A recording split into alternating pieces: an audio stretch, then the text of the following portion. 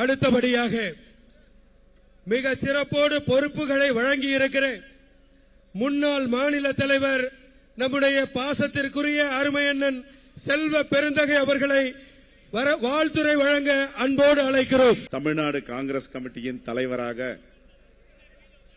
பொறுப்பேற்றுக் கொண்டு வாழ்த்துறையை கேட்டுக் கொண்டிருக்கும் என்னுடைய அன்பு சகோதரர் நாடாளுமன்ற உறுப்பினர் மரியாதைக்குரிய திரு மாணிக் தாகூர் அவர்களை, இந்த நிகழ்ச்சியில கலந்து கொண்டு சிறப்பித்துக் கொண்டிருக்கும் எங்களுடைய அகில இந்திய பொறுப்பாளர் திரு கிரீஷ் சோடங்கர் அவர்களை,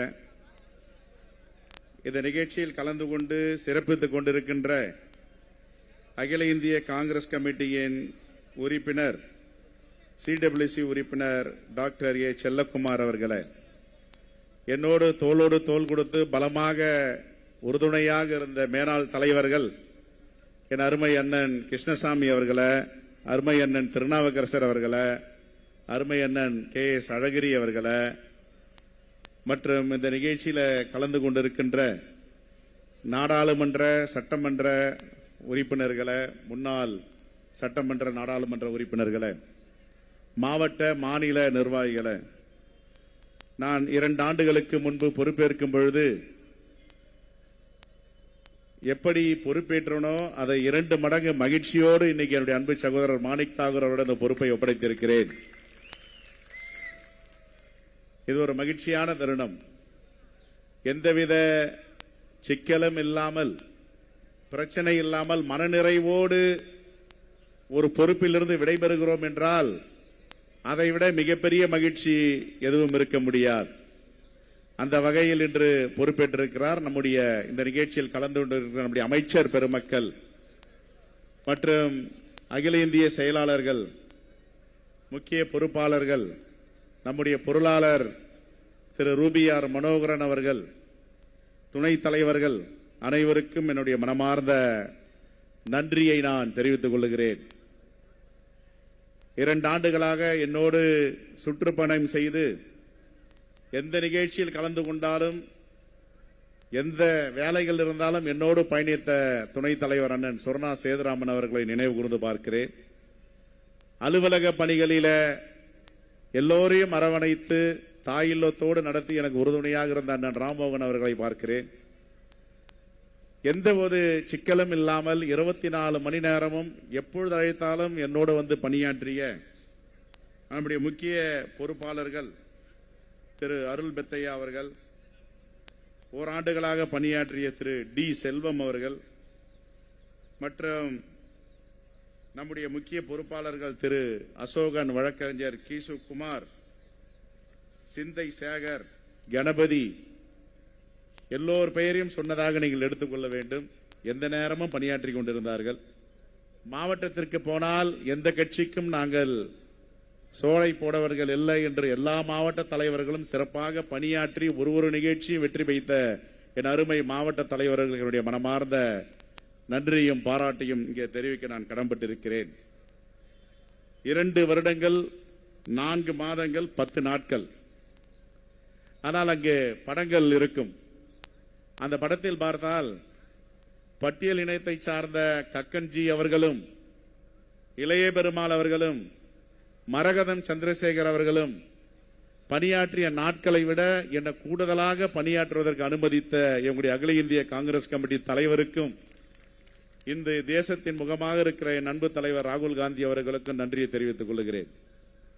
கக்கன்ஜி அவர்கள் 2 முறை தலைவராக இருந்தார்.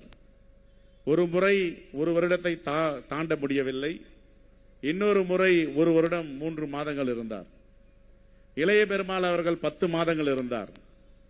அம்மையார் மரகதம் சந்திரசேகர் அவர்கள் 11 மாதங்கள் இருந்திருக்கிறார். ஆனால் இந்த பட்டியலில் ஏறக்குறைய 2 ஆண்டுகள் பணியாற்றிய பெருமையை பெற்றேன் என்று நான் உங்களுடைய சார்பாக இங்கு தெரிவிக்க கடமைப்பட்டிருக்கிறேன். ஒரு பொறுப்பேற்றவுடன் தாயுள்ளத்தோடு எல்லோரையும் அரவணைத்து செல்ல வேண்டும். ஒரு பொறுப்பு இருக்கிறது என்றால் அதை ஒருவருக்கு தான் கொடுக்க முடியும். இன்னொருக்கு கிடைக்கவில்லை என்றால் அது சங்கடம் வரத்தான் செய்யும். இது யதார்த்தம் என்ற நியாயத்தை நான் உணர்ந்தவன். குறிப்பாக ஒரு மனநிறைவோடு பணியாற்றிய நாட்களை நான் இன்னும் நினைவு கூர்ந்து பார்க்கிறேன்.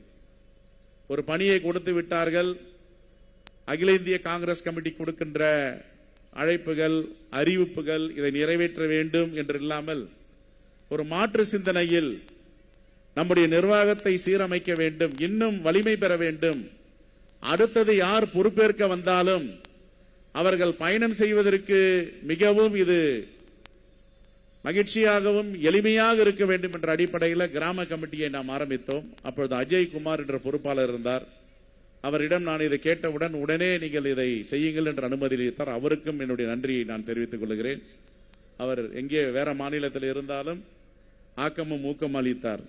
அதற்கு பொறுப்பான தலைவர் ஒருவரை நியமிக்க வேண்டும் என்று அண்ணன் பீட்டர் அல்போன்ஸ் அவர்களை, நீங்கள் தான் சரியான தலைவர், நீங்கள் என்னோடு ஒத்துழைத்து அந்த பணியை நீங்கள் எடுத்துக் கொள்ளுங்கள் என்று அவருக்கு அந்த தலைவர் பதவியை கொடுத்தோம்.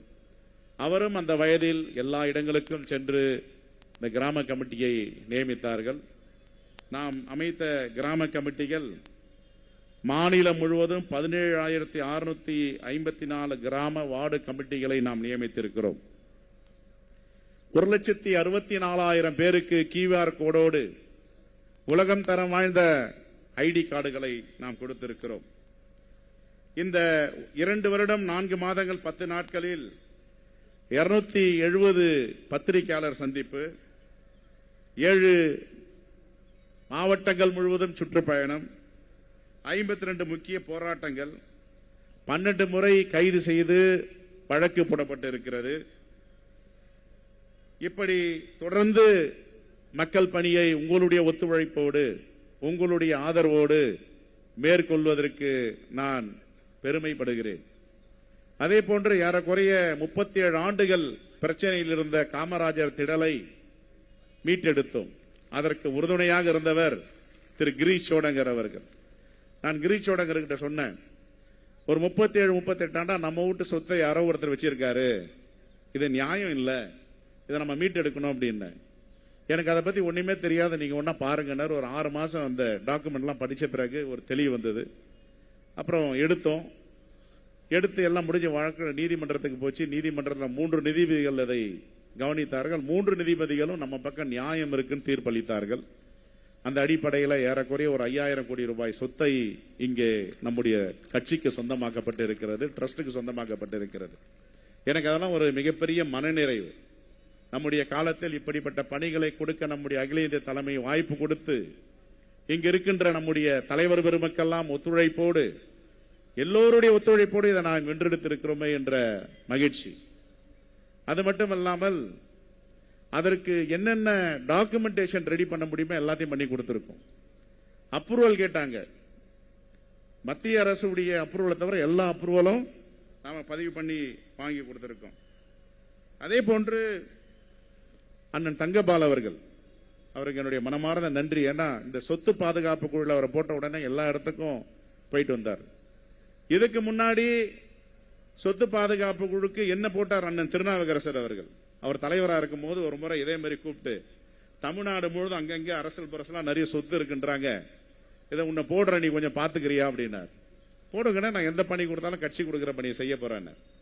அவர் கொடுத்த அந்த பணியை ஏறக்குறைய 875 கோடி ரூபாய்க்கு உள்ள சொத்துக்களை எல்லாம் ஒருங்கிணைத்து டாக்குமெண்டேஷன் செஞ்சு அண்ணன் திருநாவுக்கரசரோட ஒப்படைத்து அந்த பெருமை அண்ணன் திருநாவுக்கரசர் அவர்களை சேரும். எதற்காக சொல்லுகிறேன் என்றால், நம்முடைய மூதாதையர்கள் என்னென்ன வகுத்து கொடுத்திருக்கிறார்களோ அது சொத்தாக இருக்கட்டும், தத்துவமாக இருக்கட்டும், அதை நாம் எடுத்து செல்ல வேண்டும் என்று அந்த பணியை நாம் மேற்கொண்டோம்.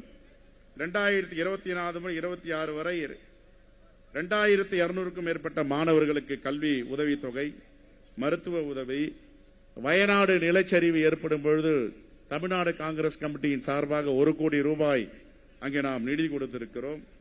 அதே போன்ற கரூர் நெரிசல் விபத்தில் அங்க மாண்டு போனவர்களுக்கு ஒருவருக்கும் பணம் கொடுக்க வேண்டும் என்ற நம்முடைய நாடாளுமன்ற உறுப்பினர் ஜோதிமணி அம்மையாருடைய வேண்டுகோளை ஏற்று அங்கே அனைவருக்கும் நம்முடைய ட்ரஸ்ட் சார்பாக நிதி உதவி அளித்து வந்தோம். 2024 நாடாளுமன்ற தேர்தலில் 9 நாடாளுமன்ற தொகுதிகளை போட்டியிட்டோம். இந்தியாவிலே ஒரு மாநிலம் 100% வெற்றி பெற்றது என்றால் அது தமிழ்நாடு மட்டும்தான், தமிழ்நாடு காங்கிரஸ் கமிட்டி மட்டும்தான் என்ற பெருமையை நீங்கள் எல்லோரும் சேர்ந்து பெற்று தந்திருக்கிறீர்கள். அதே போன்று சத்தியமூர்த்தி பவன் புனரமைத்தது, ஆடிட்டோரியம் புனரமைத்தது, எல்லா பணிகளையும் செய்திருக்கிறோம். இப்ப எங்கள் அன்பு சகோதரர் நாடாளுமன்ற உறுப்பினர் மாணிக்கம் தாகூர் அவர்கள் உட்கார்ந்து இதை நிர்வாகம் செய்தால் போதும், எல்லா கட்டமைப்பும் உங்களுக்காக தயாராக ஏற்படுத்தி வைத்திருக்கிறது. எங்க போனாலும் கிராம கமிட்டி இருக்கும், மாவட்ட கமிட்டி இருக்கும், வட்டார கமிட்டி இருக்கும். இங்க பாத்தீங்களா ட்ரஸ்ட் எல்லாம் பியூரிஃபை பண்ணி வச்சிருக்கோம். அதை நீங்க இனிமே 3 கோடி ரூபாய்க்கு மேல ஸ்காலர்ஷிப் கொடுக்கலாம், எல்லாருக்கும் மருத்துவ உதவி கொடுக்கலாம். அதனால் நம்மால் முடிந்ததை நாம் செய்திருக்கிறோம். ஆக எந்த அளவிற்கு மனநிறைவோடு நான் இந்த பதவியிலிருந்து என்னை விடுத்து விடுங்கள் என்று தலைமையிடம் சொன்னேன் என்றால், எப்பொழுதுமே போதும் என்ற மனம் பொன்சை மனம் என்று சொல்லுவார்கள். வாழ்க்கையை பற்றி நாம் அறிந்தவர்கள். வயது போகும், நோய் வரும், மரணம் வரும். இதை 3ஐயும் படிக்காதவன் மனிதனாக இருக்க முடியாது.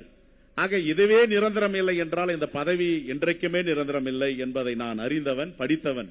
ஆகையால் தான் துணிச்சலாக என்னை விடுவித்து விடுங்கள், என்னுடைய மனநிறைவோடு நான் விடைபெற நினைக்கிறேன் என்று ஹைகமாண்ட் நம்முடைய அகில இந்திய தலைமையிடம் சொன்ன பிறகு என்னை விடுவித்தார்கள்.